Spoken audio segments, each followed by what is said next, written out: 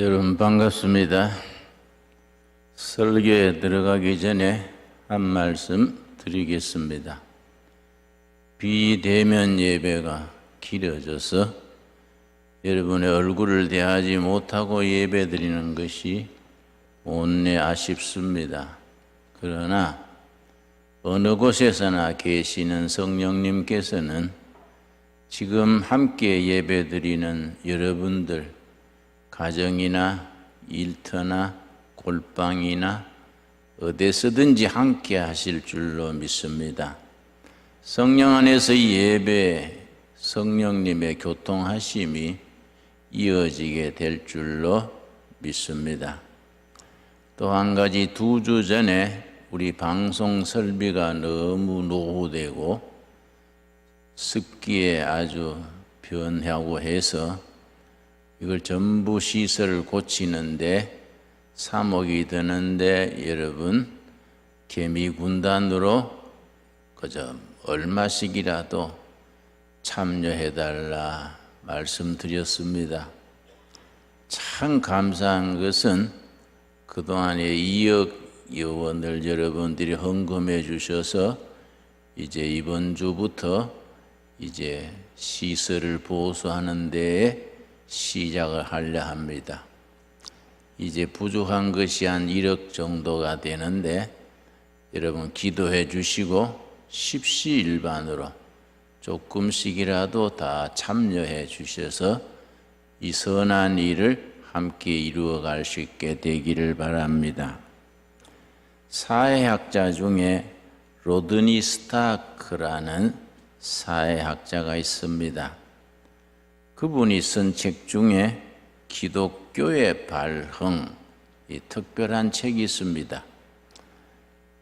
그 내용인즉 1세기에 세계 후미진 곳 갈릴리에서 일어나서 예루살렘에서부터 시작된 신흥종교 기독교가 어떻게 해서 세계적인 종교로 발돋움할 수 있었는가?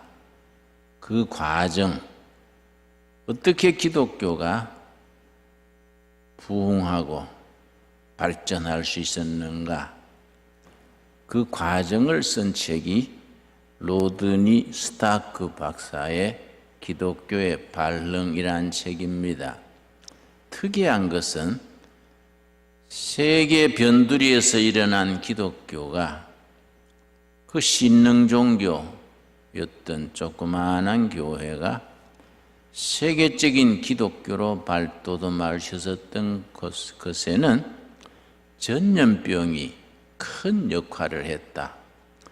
우리가 코로나19 우한 폐렴 전염병 때문에 온 나라가 국민들이 나아가 세계가 고통을 당하고 있는 때에 그런 분석이 참 유익한 바 있습니다. 1세기 때는 아주 전염병이 흥했습니다. 우리나라도 역사극을 보면은 대장금이라든지 허준이라든지 이런 드라마를 보면은 전염병이 창궐한 이야기가 많이 나옵니다. 그 시절에는 의학이 발달하지 못하고 보건에 대한 의식이 발달하지 못했기 때문에 세계 곳곳에 전염병이 유행했습니다. 그런데 그 당시에 통치자들이나 이방 종교들은 전염병을 두려워해서 전염병이 돌면은 그냥 도망치려 했습니다.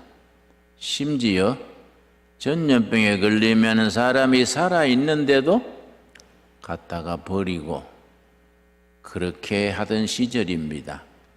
그런데 모든 이방 종교들은 전염병을 무서워해서 도피하곤 했는데 딱 한 가지 종교는 전염병 환자들을 찾아다니면서 간호하고 돌보고 정부가 하지 못하는 일, 다른 종교가 하지 못하는 일, 가정의 부모, 형제도 하지 못하는 일을 돌봐서 한 종교가 있었습니다.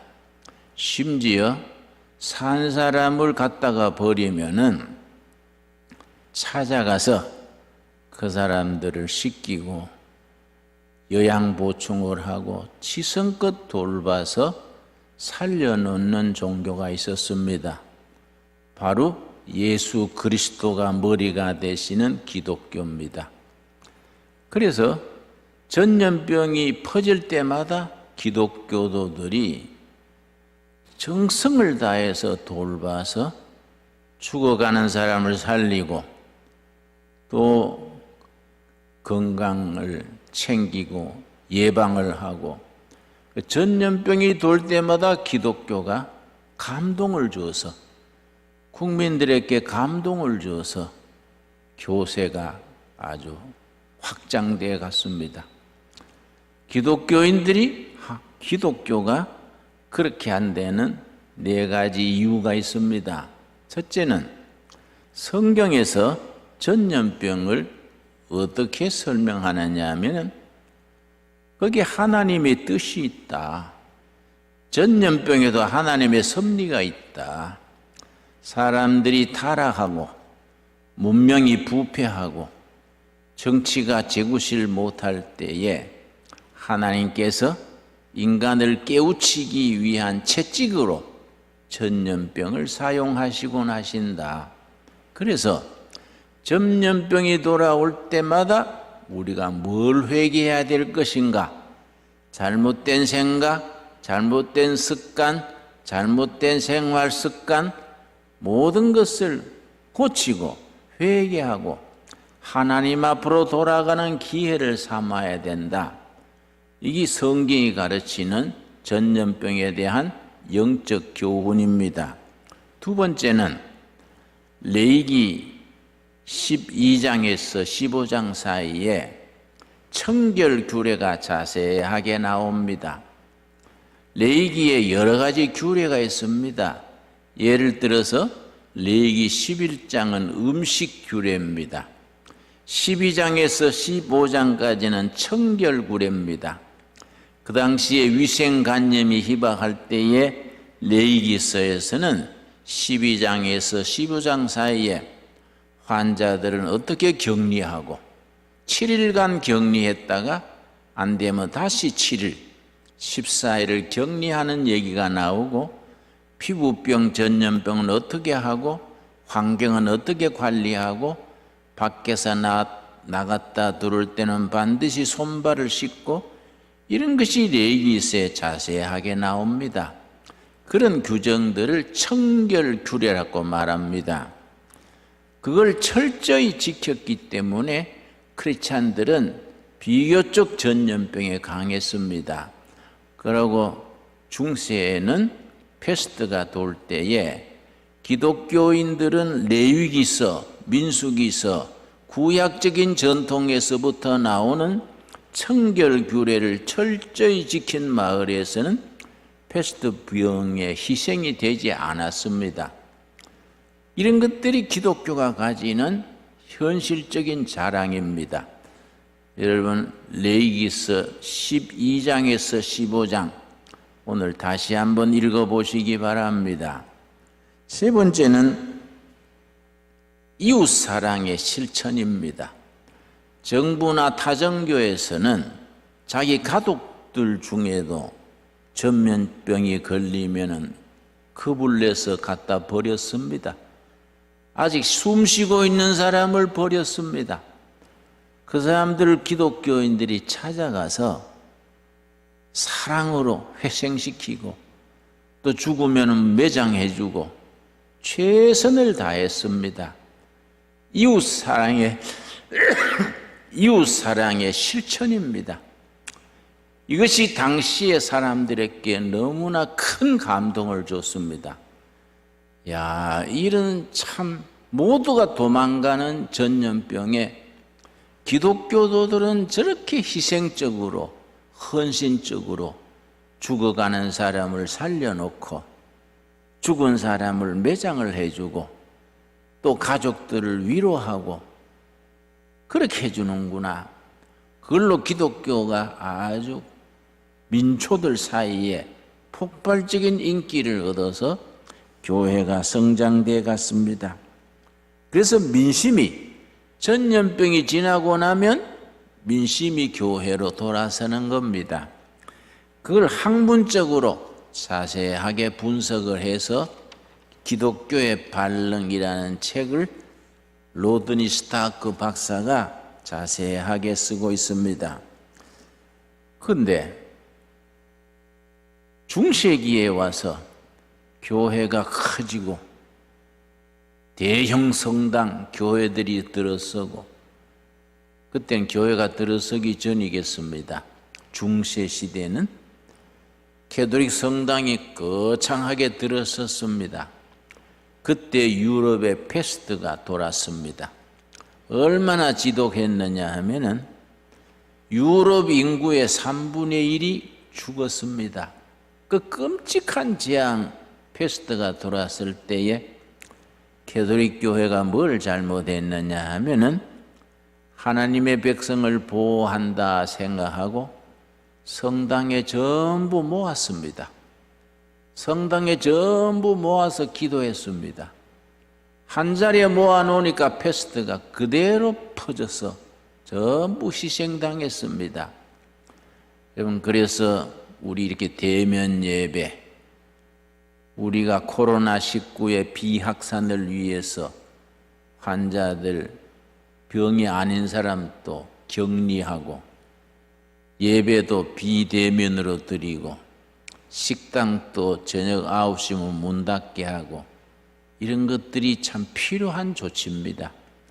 많이 불편하고 어렵지만은 이런 과정을 거쳐서 관민이 힘을 합쳐서 이 전염병을 하루속히 벗어날 수 있어야 됩니다. 그래서 우리가 이런 비대면 예배도 우리가 국민들의 근심거리인 우리 전염병을 이겨가기 위해서 이걸 감수해야 됩니다. 우리 목사님들 중에, 교우님들 중에는 좀 과잉 반응을 해서 종교 박해다, 교회 핍박이다, 이런 말을 하는 걸 듣습니다. 그렇게 과잉 반응할 것이 아니라 교회가 앞장서서 이런 전염병을 물러가는 일에 우리가 솔선수범해야 합니다. 듣기로는 10월 3일에 우리가 나라를 위한 큰 집회를 세종로에서 한다 그래서 잘못하면 8.15 광복절 대집회에 그때 피해를 반복하기 쉬우니까 내 생각에는 절제하는 게 좋다. 우리가 그런 교회가, 교인들이 앞장서서 이 나라의 민주주의를 사랑하는 사람들이 앞장서서 전염병을 퍼뜨린다, 그런 구실을 주지 말아야 합니다.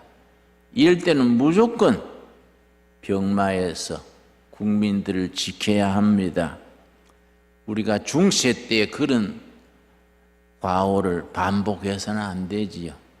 전염병을 이기고 하나님의 보호를 받는다고 성당에 전부 마을 사람 다 모았다가 거기서 떼죽음을 당했던 역사는 역사에 그대로 기록이 되어 있습니다. 여러분, 이럴 때 교회가 해야 될 일이 뭡니까? 이럴 때 우리가 초대교회처럼 그렇게 해야 됩니다. 이거는 우리가 하나님께서 뭔가 회개하라고 이런 질병을 주시는 거이다.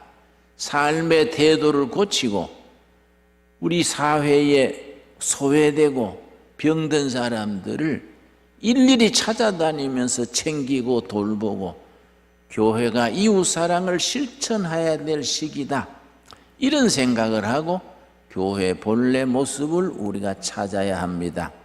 그럼 이럴 때에 진정한 예배는 뭐이냐? 예배 본질이 뭐이냐? 기독교의 본질이 뭐이냐? 예수님께서 말씀하신 너 이웃을 사랑하라, 너 이웃을 너 몸같이 사랑하라, 너 이웃을 위해서 목숨을 버리는 자가 영생을 누린다. 이런 말씀의 의미를 근본에서부터 자세하게 생각을 해야 됩니다. 여러분, 오늘 읽은 본문 말씀 역대하 7장 12절에서 14절 말씀 사이에 우리가 이런 시대에 코로나19, 우한 폐렴, 이 세계를 놀라게 하고 세계를 흔들어 놓는 전염병을 당하면서 우리가 영적으로 어떻게 받아들이고 기독교는, 교회는 어떻게 대처해야 할 것인가, 아주 근본적인 대안을 제시해 줍니다. 역대하 7장 12절, 하나님께서 솔로몬 왕에게 이르시는 말씀입니다.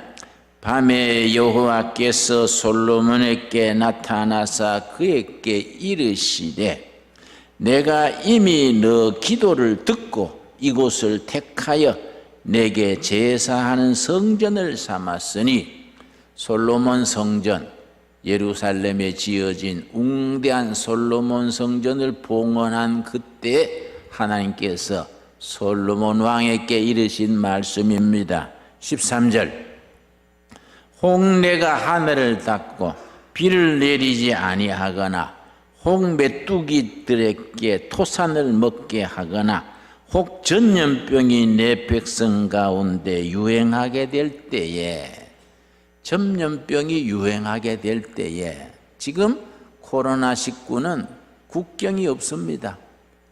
병균이 비행기 타고 다니기 때문에 국경에 의미가 없습니다.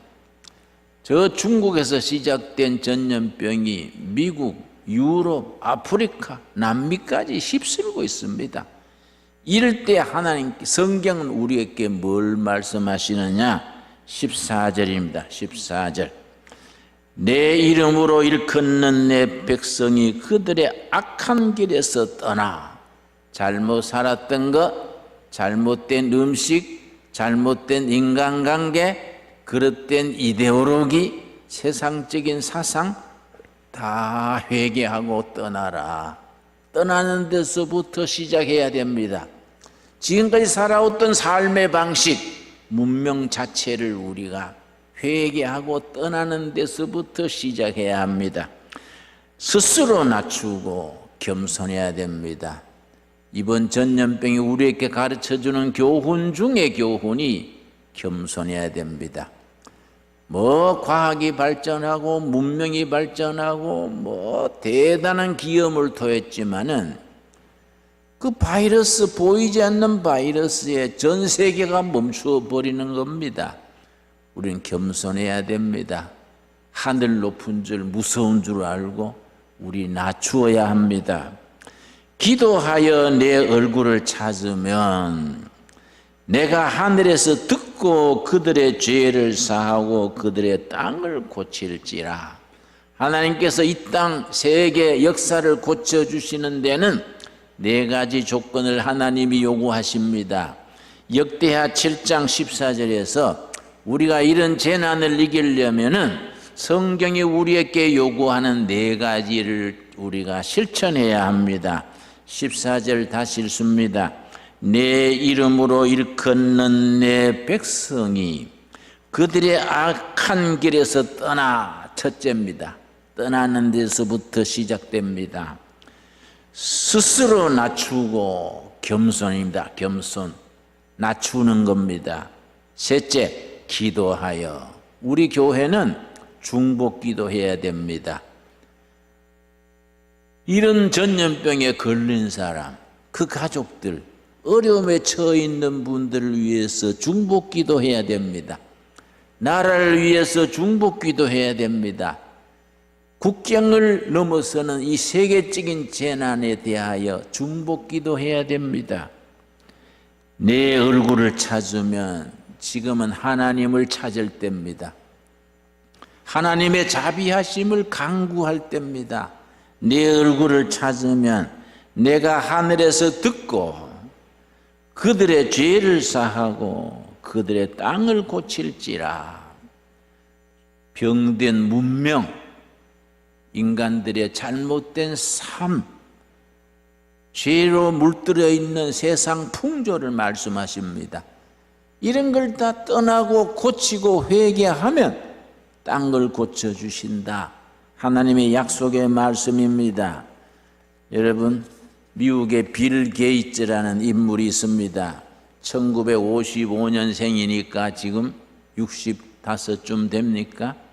전 세계 가장 부자라 그럽니다. 근데 빌 게이츠가 요즘 유튜브에 좋은 글을 남겨서 세계인들이 공감을 하는 글이 있습니다. 빌 게이츠가 뭐라고 코로나19에 대해서 자기의 묵상하는 바를 남긴 글이 뭐냐 하면은, 나는 악한 일이나 선한 일이나 다 영적 의미가 있다고 생각한다. 빌 게이츠의 말입니다. 우리식으로 말하면 전염병에도 좋은 일에도 나쁜 일에도 악한 일에도 선한 일에도 하나님의 섭리, 하나님의 뜻이 있다고 생각한다. 그 말이 되겠습니다. 빌 게이츠는 10가지를 지적했습니다. 그 중에 첫째가 뭐냐 하면은 코로나19를 통해서 우리 인류가 깨닫는 것, 모두가 평등하다는 것. 한 나라의 수상도 걸리고 장군도 걸리고 유명한 배우도 걸리고 다리 밑에 거지도 걸리고 코로나19 전염병 앞에서 모두가 평등한 것을 우리가 깨닫는다. 여러분, 로마서 3장 22절에 예수 그리스도 안에서는 차별이 없느니라. 옳은 말씀입니다. 차별이 없느니라. 모두가 차별 없이 평등합니다. 둘째는 뭘 말했느냐? 이런 전염병을 통해서 우리 모두가 연결되어 있는 것을 느낀다. 네트워크입니다. 지금 네트워크 세상입니다. 국경을 넘어서서 병균 자체가 비행기 타고 이 나라 저 나라를 다니니까 전부 연결되어 있습니다. 어느 나라도 어느 개인도 독립해서 살 수가 없습니다. 다 평등되어 있습니다. 서로 연결되어 있습니다. 세 번째 우리가 깨닫는 게 뭡니까? 기고만장해도 한 나라의 수상도 대통령도 병균 앞에서는 대책 없습니다. 건강이 가장 소중하다. 하나님이 주시는 그 축복을 누리는 건강이 얼마나 소중하냐, 그걸 새삼스럽게 깨닫게 해준다 합니다. 우리가 네 번째는 무엇을 먼저 해야 될 것인가?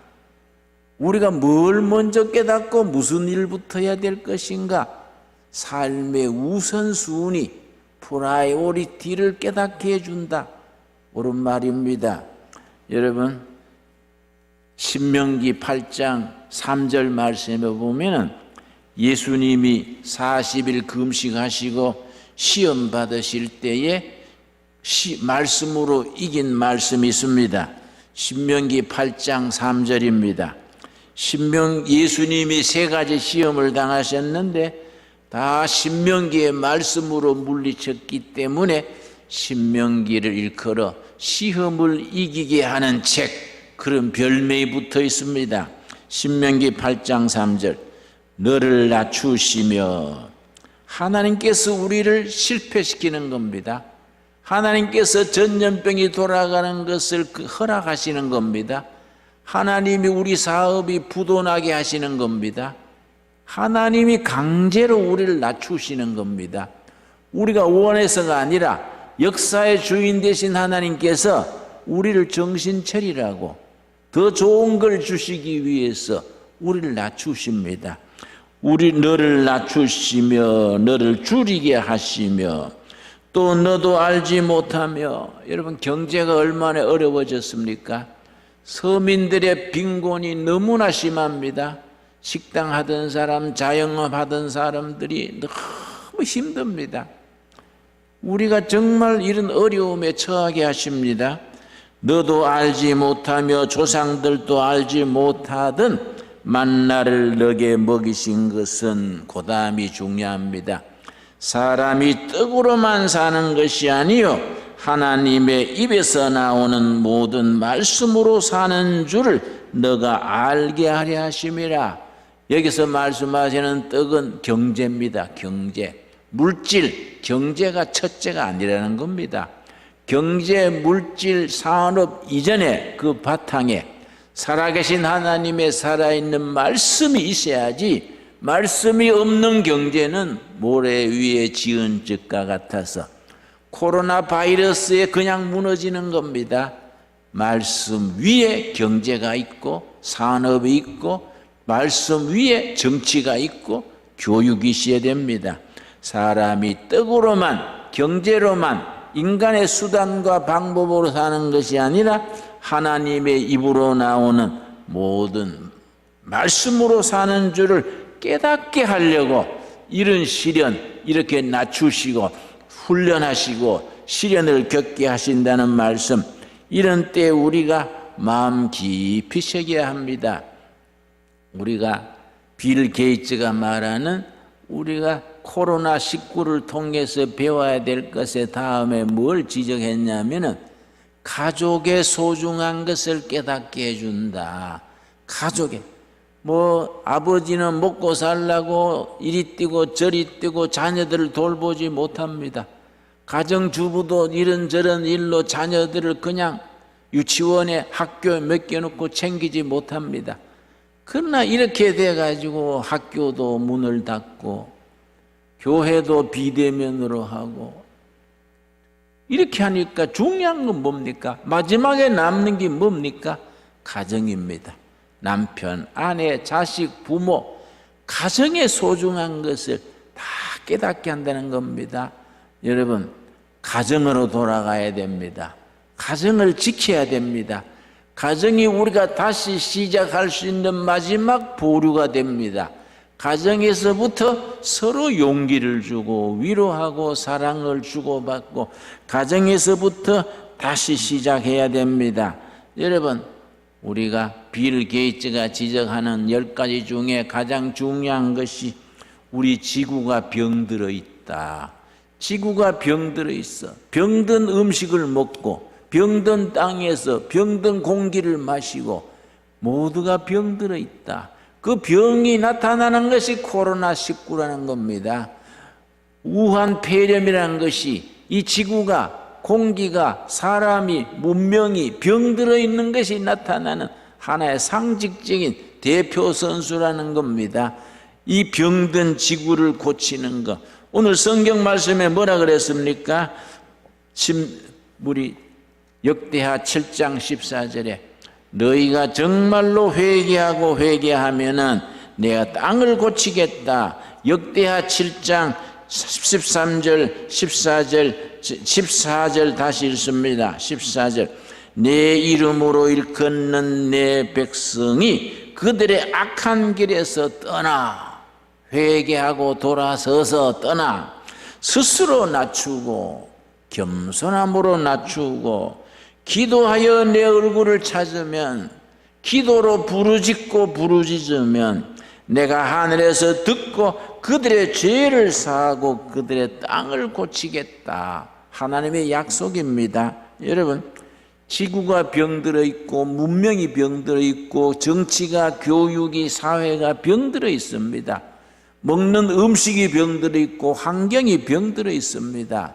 이럴 때 우리가 하나님이 말씀하시는 역대하 7장 14절의 말씀, 인류 전체가 들어야 됩니다. 교회 안에서 교인들만 들어야 될 말이 아닙니다. 이 나라 저 나라 이 종교 저 종교 할 것 없이 모든 사람들이 함께 듣고 우리 삶을 다시 회개함으로 다시 시작해야 합니다. 그러면 내가 그들의 기도를 듣고 그들의 회개를 듣고 내가 땅을 고쳐주시겠다. 정말 귀한 말씀입니다. 여러분, 우리 선조 중에 선배 중에 해방되던 해에 전염병으로 죽은 선배가 있습니다. 연병이라죠. 장질부사 연병입니다. 연병할 그러지요. 그 장질부사입니다. 우리 참 민족을 사랑했던 진실한 크리스찬 김교신 선생이 양정중학교에 교사로 있다가 항상 학생들에게 민족 정신을 가르치니까 일본 정부가 그 직장을 퇴출시켰습니다. 해골당했습니다. 길이 없으니까 함흥질소비료공장에 사감으로 취직을 했습니다. 사감으로 있을 때에 그 한국 노동자들이 월급을 받으면 노름하고 술 먹고 집에는 갖다 주지 않아서 가정은 찌들고 너무 답답해서 김교신 선생이 노름판을 찾아다니면서 호소했습니다. 여러분, 우리 조국은 일본에 종살이 하는데 이러면 어떡합니까? 왜 술만 먹고 도박하고 가정을 안 돌봅니까? 화투판에 가서 화투장을 가슴에 끌어안고 눈물을 흘리면서 권고했습니다. 처음에는 재수없다고 발길로 차고 주먹으로 때리고 그랬습니다. 내일은 다른 장소, 김사감이 모르는 데 가서 하자. 그래 비밀 장소에 가서 또 화투 치다 보면은 김교신 선생이 귀신 그치 알고 그 자리에 나타나서 또 울면서 권면하는 겁니다. 그게 지성으로 하니까 노동자들이 변하기 시작했습니다. 그런데 장질부사가 기숙사에 돌았습니다. 직원들도 도망가 버리고 무슨 보건소도 도망가 버리고 그냥 기숙사에서 장질부사로 쓰러져 죽는 겁니다. 사감 김교신 선생은 환자 곁을 절대 떠나지 않았습니다. 한 사람 한 사람 죽어가는 사람 눈을 감겨주고 토하는 걸 다 닦아내고 한 사람 한 사람 장례 지내고 밤새워 간호했습니다. 김교신 선생을 아끼는 동지들이 선생, 일본의 형편이 곧 망하고 해방이 될 것 같은데 해방 조국에 당신 같은 인물이 있어야 될 텐데 피하십시오. 장질부사로 죽기에는 너무나 중요한 분입니다. 그러니까 김교신 선생이 말했습니다. 그의 일기에 남아 있습니다. 예수님께서 나를 버리지 아니하셨는데 내가 어떻게 환자를 버리겠는가? 죽은 환자도 하나님이 사랑하시는 영혼인데 내가 어떻게 버리겠는가? 그 자리 마지막까지 지켰습니다. 그러다가 자기가 장질부사에 감염이 돼서 해방을 넉 달 앞두고 숨을 거두었습니다. 1945년 4월 달에 해방은 8월 달에 해방이 됐지요. 6달 앞두고 4월 달에 숨을 거두었습니다. 넉 달 전이구만요. 4월 달에 숨을 거두었습니다. 그러나 참 나는 그 어른을 존경합니다. 한국교회는 그런 어른들을 우리 삶의 사표로 삼고 이 땅에 살았던 진실한 크리스찬의 하나의 표준으로 우리가 존경하고 받들어야 합니다. 여러분, 이런 코로나19 이런 전염병이 우리 교회의 새로운 출발의 기준이 되어야 됩니다. 참 예배를 회복하고 참 신앙을 회복하고 교회가 이런 시대에 해야 될 일이 뭐인가? 정치가들이나 경제인들이나 다른 지도자들과 달리 교회가 해야 될 삶의 모습은 어떤 것인가? 성경은 우리에게 어떻게 살아라고 가르치는가? 예배 본질은 무엇인가? 다시 깊이 생각해서 정말 초대교회처럼 민초들의 존경받고 민초들이 교회를 박수치고 교회로 들어오는 그런 역사, 그런 열매를 거둘 수 있어야 합니다. 기도하겠습니다. 하나님 감사합니다. 때를 따라 우리를 인도하시는 하나님의 손길을 믿습니다.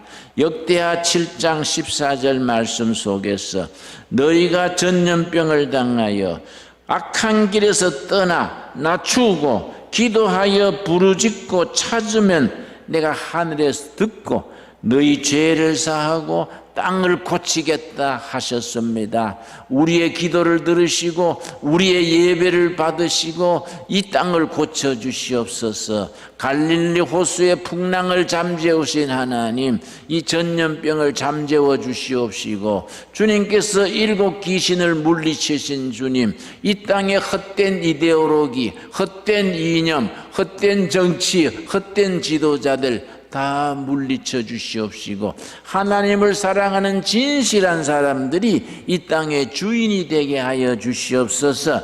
교회가 진정으로 해야 될 일이 무엇인가, 교회가 버려야 될 것이 무엇인가, 회개해야 될 것이 무엇인가, 스스로 회개하고 악한 길에서 떠나 주님이 기뻐하시는 교회, 백성들이 박수치는 교회로, 믿고 따르는 교회로 우리가 변하게 하여 주시옵소서. 예수님 이름 받들어 기도드려 사옵나이다. 아멘.